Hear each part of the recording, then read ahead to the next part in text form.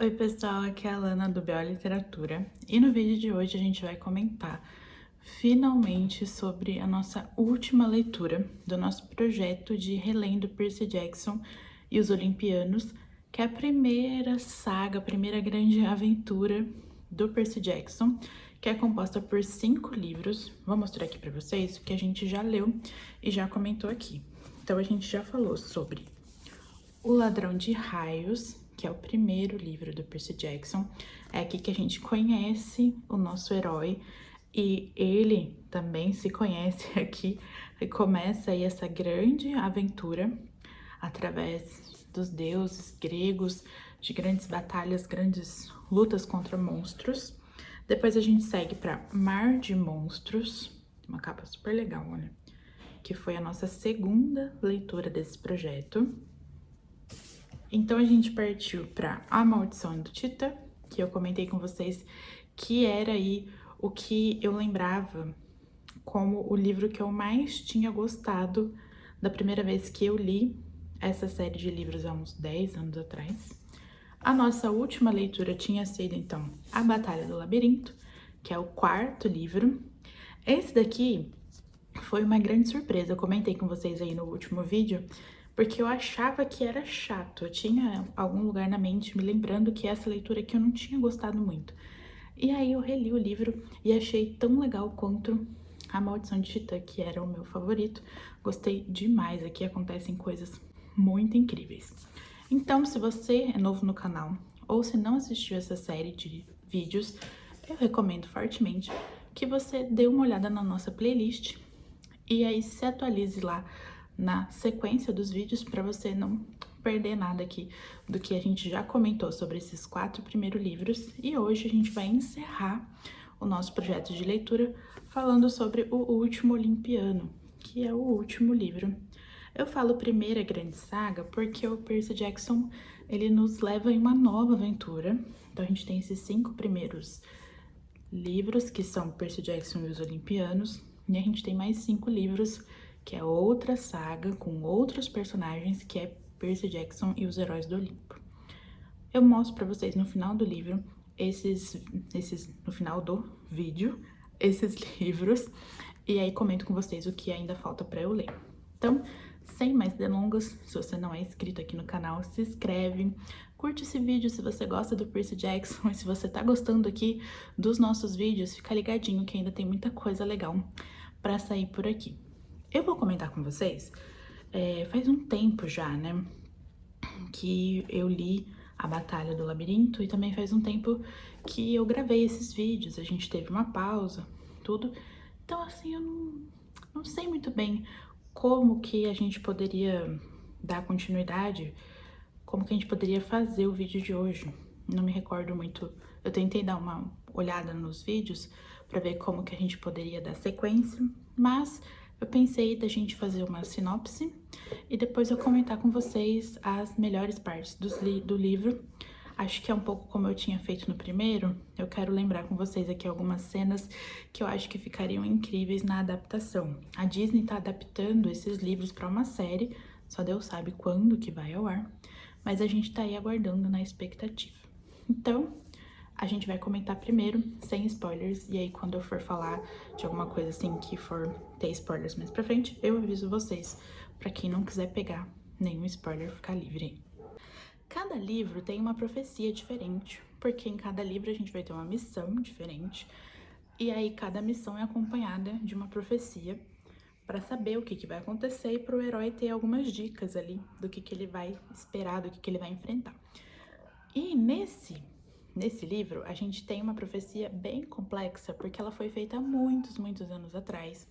Muita gente já viu ela, já ouviu, mas o Percy ainda não tinha escutado, porque o pessoal do acampamento, o Kion, a Annabeth, eles achavam que eles tinham que preparar o Percy primeiro, que ele tinha que viver um pouco, conhecer aquele mundo que ele estava entrando agora. Só que aqui já fazem, né, é o 5º ano do Percy, né, o 5º ou 4º ano dele como meio-sangue. Ele já defendeu o mundo, salvou o Olimpo várias vezes, só que agora a gente vai entrar na Grande Guerra, né? Aqui é o ápice do que vem acontecendo desde o primeiro livro, que é o Luke revivendo o Cronos.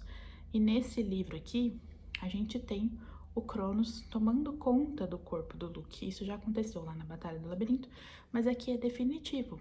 E é definitivo também o início da guerra. Então os deuses já estão se movimentando, eles já entenderam que vai ter uma guerra, sim, muito séria, muito grande, que depende, né, deles e dos meios-sangues e de todo mundo ali, dos heróis, defender não só o Olimpo, mas o mundo como um todo, porque dependendo de o que acontecer, o mundo como a gente conhece não vai existir mais. E então começa aí essa movimentação toda e eu vou comentar com vocês a profecia, porque é muito interessante.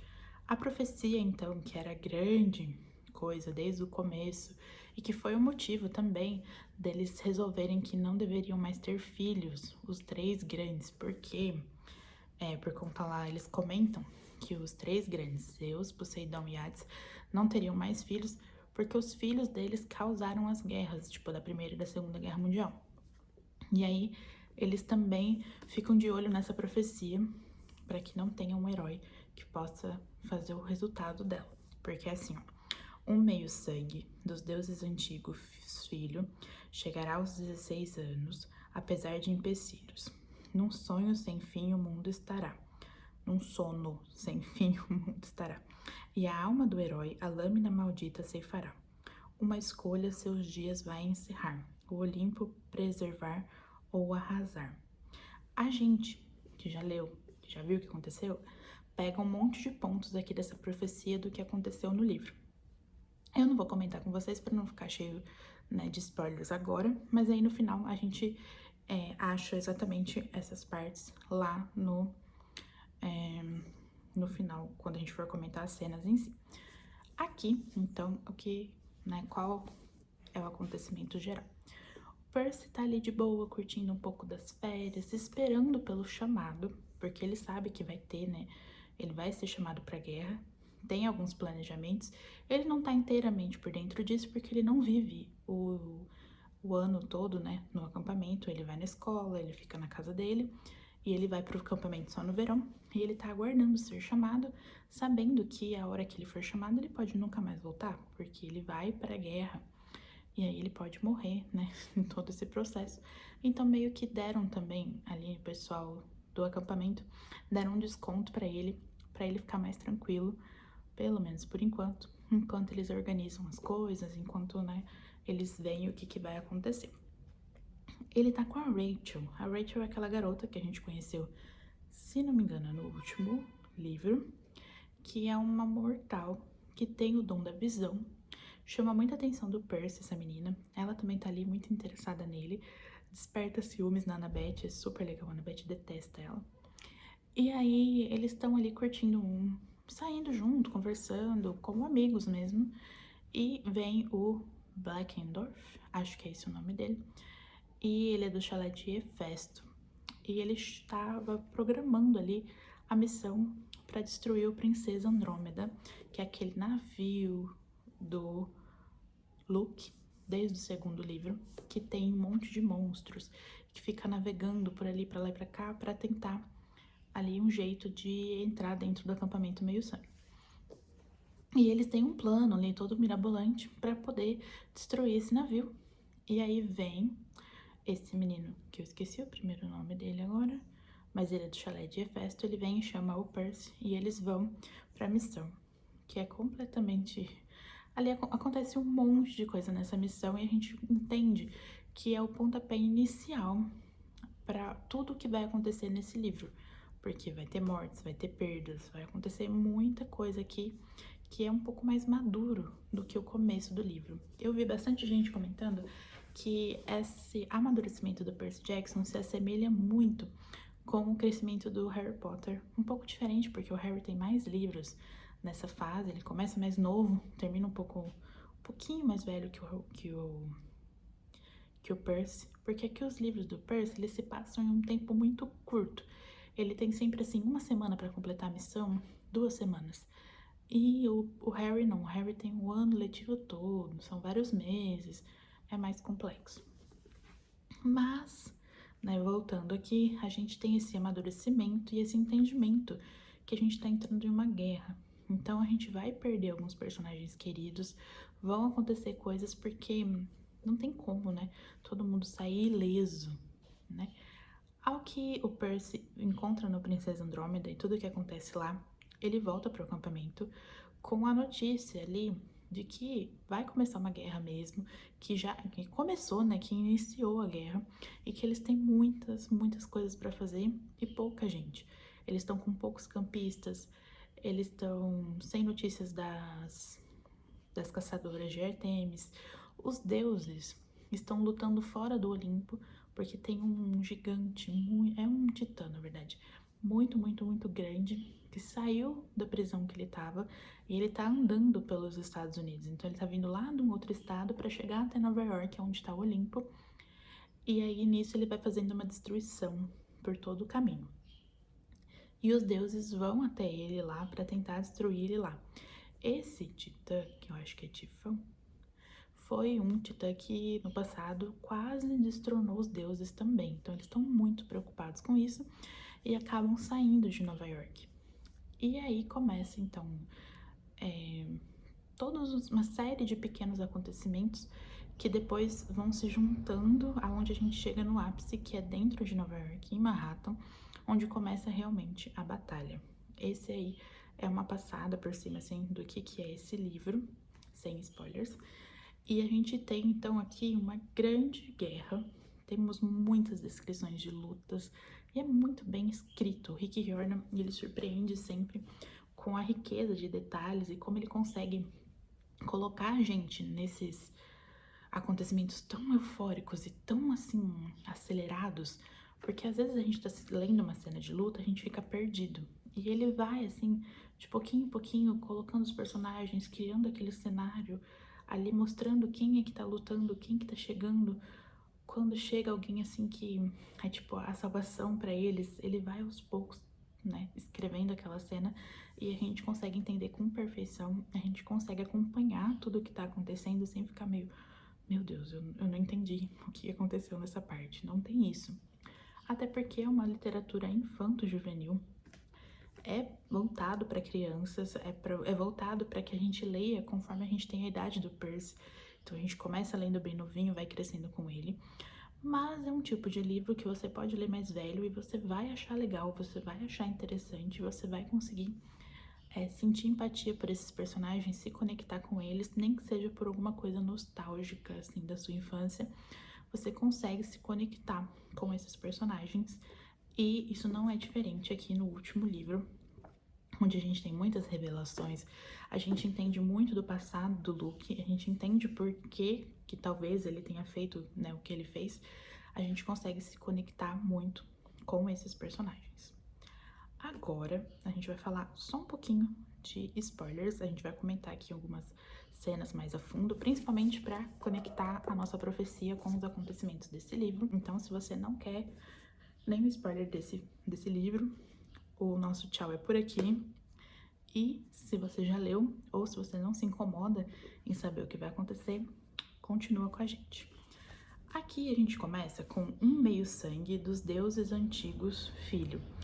Aqui eu acho muito engraçado, porque dos deuses antigos, eu imaginava que seria dos três grandes, porque todo mundo conecta essa profecia ou com a Thalia ou com o Percy. Depois a gente descobre ali que o Nico e a Bianca são filhos do Hades, e aí fica essa, talvez possa ser eles. Chegará aos 16, apesar de empecilhos. Então, apesar de muito tentar morrer, ele vai conseguir completar 16 anos. Na verdade, a gente descobre que isso aqui se trata do Luke. E essa é a parte da profecia que eu achei, assim, que pegou um pouquinho, porque o Luke, ele não é um filho de Deus antigo, ou o Hermes é um deus antigo, mas ele é filho de Zeus, então os deuses antigos não são os filhos do próprio Cronos? Ah, não sei, não entendi esta parte, mas a gente entende. Nossa, que barulhão. A gente entende lá no final do livro que esse meio-sangue que vai chegar aos 16 anos, o meio-sangue da profecia, não é o Percy. A Rachel, que é aquela menina que tem as visões, que é muito amiga do Percy, ela volta para a cidade de Nova York, ela consegue entrar em Nova York para dizer ao Percy que ele não é o herói, Mas não é que ele não é um herói, mas ele não é o herói da profecia. E acho que no fundo, Percy entende isso quando ela fala ali com ele, apesar dele ficar meio atônito ali. Mas como assim? Porque desde o comecinho do livro, que são poucos dias aqui, sabe? Uns três, quatro, se muito. Mas desde o comecinho do livro, o Percy ele já entende que ele tem um papel muito importante nessa luta e que talvez ele vá dar a vida por isso, porque pela lâmina maldita, né, a ceifará. Então ele acha que é ele. Aí a gente chega aqui na parte de num sono sem fim o mundo estará. Tem um cara que eu acho que é Morfeu, o nome dele, e ele tem esse poder de deixar as pessoas dormindo e ele adormece Nova York inteira. É desta forma que o exército de Cronos entra em Manhattan, porque tá todo mundo dormindo. Todos os mortais dormem, enquanto Cronos ataca os semideuses ali, enquanto o Cronos realiza seu ataque para chegar até o Olimpo. Isso foi uma estratégia muito legal do autor, de uma forma que ficasse ali, tivesse uma veracidade, tudo o que estava acontecendo. Porque ia ser muito estranho Cronos entrando em Nova York, todo mundo ali sem saber o que estava acontecendo. Não, tá todo mundo dormindo, então ninguém tá vendo a guerra em si ali em volta de todo mundo. Isso é outra coisa que prejudica um pouco os semideuses, porque como eles têm humanidade, né, eles são os bonzinhos da história, eles passam o tempo todo resgatando os humanos que estão jogados ali pela rua, então eles estão sempre guardando as pessoas nos prédios para que nada aconteça com eles. A próxima parte é: e a alma do herói, a lâmina maldita ceifará, uma escolha seus dias vai encerrar, o Olimpo preservar ou arrasar. A alma do herói, a lâmina maldita ceifará. Aqui a gente descobre que o Luke, ele ainda tem uma consciência. Eles têm dúvidas sobre isso durante, né, o último livro e esse livro aqui também, mas através dos sonhos o Percy consegue ver que, e algumas palavras também que o Cronos fala, se referindo a ele como outra pessoa, assim, eles conseguem entender que o Luke tá lutando contra, né, o Cronos. Então o Luke, como o corpo ali hospedeiro do Cronos, ele tá lutando contra ele. Eles também entendem que o corpo do Luke é só uma transição e que o Cronos vai passar para alguma outra forma maior e que aí vai ser realmente impossível destruir ele, porque ele vai estar ali em sua força total. Então, eles conseguem, ele e a Annabeth consegue conversar com o Luke e ele consegue recobrar a consciência, recobrar o domínio pelo seu corpo. E aí é ele mesmo quem morre nessa profecia. Ele é o herói que vai fazer a escolha pela prosperidade, né, ou por destruição do Olimpo, mas também ele é o herói que vai morrer da profecia. E ele mesmo meio que se mata através da faca que ele deu pra Annabeth, que essa é a lâmina maldita. O Percy acreditou muito que a lâmina maldita fosse a espada dele mesmo, né? Ou a espada do Luke, não sei. Mas na verdade a lâmina maldita ela significa mais uma coisa assim. Quem deu aquela faca para Annabeth foi o próprio Luke. E ele deu aquela faca como um símbolo de que ela fazia parte da família dele e que ele ia sempre defender ela, né, e a Thalia. Ele quebra essas promessas, então a lâmina é maldita por conta disso. É uma promessa quebrada em toda essa situação em volta daquela arma.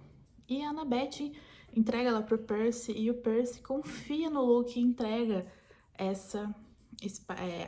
a arma pro Luke.